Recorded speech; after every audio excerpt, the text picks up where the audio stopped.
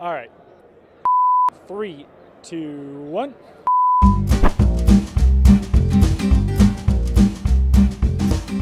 Hello and welcome to this week's Mailbag presented by Skybook. We're here on Ready to Row for Super Bowl 53, and the first question comes from Jay Seelig, who asks, should I still be worried about the Patriots defense given their horrible start to the season? It was a pretty bad start to the season. Patriots definitely had some issues on the road, but I'd say that they really fixed a lot of those in the AFC Championship game, in the divisional round, but it's still possible that some of those issues could still creep up in the Super Bowl. It's almost kind of similar to last season with the Patriots. The Patriots did have defensive issues early in the 2017 season.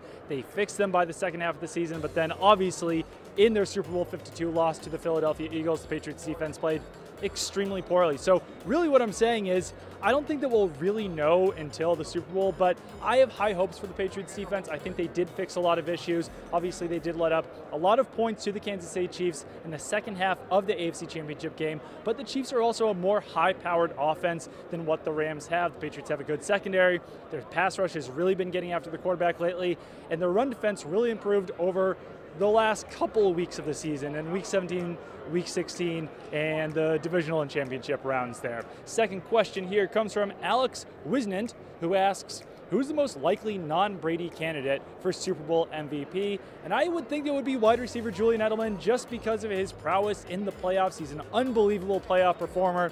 If he has 44 receiving yards in this game, then he's second in postseason all-time receiving yards. He's already second in all-time postseason receptions.